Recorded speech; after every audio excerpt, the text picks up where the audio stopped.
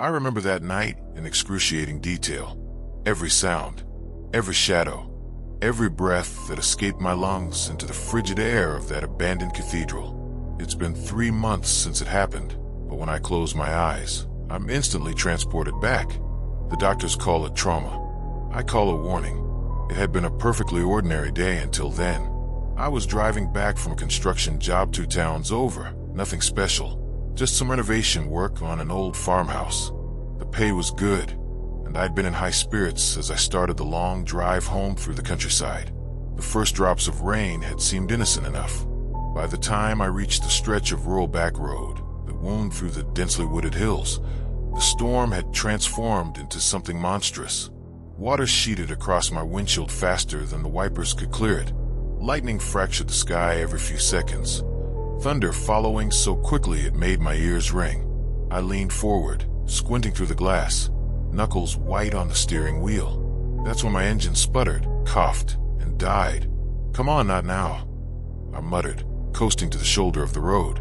I turned the key repeatedly, but got nothing but clicking sounds in response. Something electrical, probably. The rain must have gotten into something important. I reached for my phone to call for help, only to find no signal bars. Of course, I sat there for nearly 30 minutes, hoping the storm would ease or another car would pass. Neither happened. The rain only intensified, and the old back road remained deserted. Night was falling rapidly, the darkness deepened by the storm clouds above. I couldn't stay in the car all night, not with the temperature dropping and no heat. That's when I noticed it through the passenger window, a structure barely visible through the trees, maybe a quarter mile from the road. Its silhouette was distinctive. A cathedral, complete with a bell tower reaching skyward. I hadn't realized there was any kind of church out here, so far from town. It seemed strangely isolated, but it was shelter. I grabbed my backpack, pulled my jacket tight around me, and made a dash through the downpour. By the time I reached the treeline, I was already soaked to the skin, my work boots squelching with every step. The forest path was slick with mud and fallen leaves, making the short journey treacherous in the near darkness. The cathedral grew more imposing as I approached. Gothic architecture, all sharp angles and looming height, its stone facade blackened with age. No lights shone from within, no cars parked outside, no sign indicated its denomination or purpose. Just weathered stone walls and massive wooden doors beneath a rose window that seemed to stare down at me like a massive, unblinking eye. I hesitated at those doors, one hand raised to knock. Something about the place felt wrong, but another violent shiver ran through my body, reminding me that I had no other options. I pushed against the heavy oak, surprised when it yielded with a low, resonant groan. My footsteps echoed through the abandoned cathedral as I made my way down the central aisle. Rain lashed against the stained glass windows, distorting the holy figures into twisted, writhing shapes that seemed to dance in the flashes of lightning. The smell hit me immediately, dust and cold stone, but underneath that, something else, something cloying and sweet, like incense but heavier, more primal. "Hello," I called out, my voice deeper than usual, betraying my nervousness as it was swallowed by the cavernous space. Only the wind answered, howling through cracks in the ancient stone walls, creating an eerie, whistling melody. Water dripped from my clothes onto the stone floor, each droplet echoing. I pulled out my phone for light and swept a weak beam around the space. Rows of empty pews stretched before me, their wood polished by countless years of faithful bodies. At the front, an altar stood barren except for a tarnished silver cross, and above it all, suspended from the vaulted ceiling, hung an enormous crucifix. I stopped walking, transfixed by the carved figure of Christ. His face seemed different from the usual depictions I'd seen. There was something almost threatening in the downward tilt of his head, something knowing in the eyes that seemed to follow me as I moved the flashlight beam. Lightning flashed again, throwing sharp shadows across the wooden features, making the figure appear to writhe in agony. Or was it rage? I shivered, though not from the cold. I'd never been particularly religious. My grandfather had tried to instill faith in me as a boy, taking me to church every Sunday. his weathered hand firm on my small shoulder. But after he died when I was 15, I drifted away, finding more comfort in tangible things, the solid weight of tools in my hands, the satisfaction of physical labor, the clarity of building something from nothing. Now, surrounded by religious iconography in the pitch darkness, with rain drumming against ancient stone like persistent fingers seeking entry, I felt distinctly watched. Just nerves, I muttered to myself, the sound of my own voice providing momentary comfort. It's just an old building. I chose a pew near the back, as far from that unsettling crucifix as possible. I would wait out the storm, then continue on foot at first light if necessary. Simple enough. I removed my wet jacket and laid it beside me to dry, then checked my phone again. Still no signal, and the battery was down to 42%. I needed to conserve it. I switched off the flashlight and sat in darkness, listening to the storm rage outside. Minutes stretched into what felt like hours. My eyes adjusted gradually, picking out shapes in the darkness, the outlines of pillars, the vague suggestion of statues and alcoves along the walls, the faint, colored glow of the stained glass when lightning struck nearby. That's when I first heard it, a soft scratching sound, like fingernails on stone. I froze, straining to listen. It stopped. Probably just a rat, I told myself, though the cathedral seemed too clean, too well-preserved despite its abandonment, to harbor vermin. I tried to relax, leaning back against the hard wood of the pew. My body ached from the day's work and the trek through the forest. Despite my unease, exhaustion began to pull at me. I checked my watch, 11:48 p.m. I laid down on the hard wooden bench, using my backpack as a pillow, and closed my eyes. Sleep wouldn't come. Behind my eyelids, I kept seeing that crucifix, the strange expression on the carved face.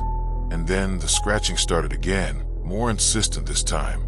I opened my eyes, listening intently. It wasn't coming from the walls or the ceiling. It was coming from below, from beneath the floor. I sat up, heart pounding. Fumbling with suddenly clumsy fingers, I switched on my phone's flashlight again and directed it toward the sound. Nothing but ornate floor tiles, their designs faded with age. The scratching stopped again. Just the building settling, I whispered, desperate to convince myself. Old structures make noises. Thermal expansion and contraction. Nothing weird about it. But then I heard something else. A whisper. So faint I might have imagined it, yet distinct enough that I caught a single word. Mine. Ice filled my veins. I stood up, nearly dropping my phone. Who's there? I demanded, my voice cracking despite my attempt to sound authoritative. I swept the flashlight beam in a wide arc, illuminating empty pews, stone pillars, shadowed corners. This isn't funny. Show yourself. Silence answered me, but the air had changed. It felt heavier, charged with something I couldn't name. The temperature plummeted so rapidly I could see my breath forming clouds before me. My skin prickled with goosebumps, and a deep, primal part of my brain began screaming at me to run. The flashlight beam weakened, dimming to a sickly yellow glow. I shook the phone frantically, but the light continued to fade until it flickered out completely.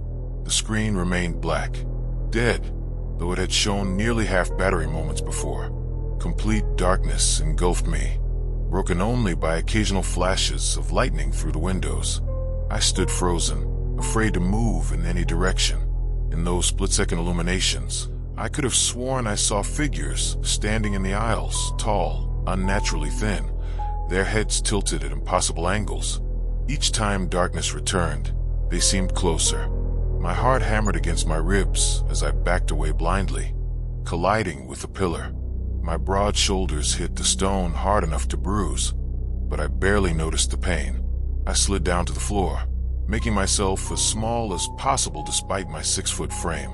This isn't real, I whispered to myself, pressing my back against the cold stone. You're tired. You're seeing things. Get it together, man. Another whisper, closer now, from just beside my ear. You don't belong here, unbeliever. I bit back a scream. The voice wasn't human. It was too dry, too ancient, like parchment sliding over bone. My entire body went rigid with terror. What do you want? I gasped, my hands clenched into fists at my sides, nails digging into my palms, drawing blood I couldn't see. What all empty vessels want, came the reply, the words somehow forming inside my own head now, bypassing my ears entirely, to be filled. The next flash of lightning was prolonged, illuminating the cathedral for several seconds. That's when I saw it, something slithering across the floor toward me. Not a snake, but a darkness deeper than the shadows around it, moving with purpose. It seemed to absorb what little light there was, creating a void that hurt my eyes to look at. Panic gave me strength. I scrambled to my feet and ran, colliding with pews, disoriented in the blackness. My boots slipped on the stone floor as I frantically tried to remember the layout of the cathedral. I needed to find the exit, but I'd lost all sense of direction. Another flash showed me I was running the wrong way, toward the altar, toward that giant crucifix, and the darkness was following, spreading across the floor like spilled ink, moving faster than I could. I reached the altar steps and tripped, sprawling painfully across the cold stone. My palms scraped raw, my knee twisting beneath me with a sickening pop. Pain shot up my leg, and I cried out, the sound echoing mockingly back at me. When I looked up, the crucifix loomed directly above me. In the next lightning flash, I saw that Christ's wooden face was no longer peaceful and suffering. The lips had parted, revealing teeth too sharp, too numerous for a human mouth. The eyes had changed too, no longer downcast in divine resignation, but wide and hungry. God can't help you here, the voice said, now all around me, seeming to come from the very walls. He abandoned this place long ago, but I remained. I always remain. What are you? I choked out, tasting blood where I'd bit my tongue. I am what lurks in forgotten holy places. I am what feasts on lost faith. I have worn many names through the centuries. The monks who built this place thought they could contain me with their prayers and rituals. They were wrong. The darkness had reached my feet, ice-cold tendrils wrapping around my ankles. Where it touched, I felt my strength draining, my very essence being siphoned away. Despite my physical strength, years of construction work had built muscle that had served me well in many situations. I was powerless against this entity. Please, I sobbed, unsure who I was begging, the entity or the God I'd rejected years ago. Please. The darkness crawled higher, reaching my knees, my waist. I couldn't move, couldn't fight. My thoughts began to fracture as something alien pressed against my consciousness, seeking entry.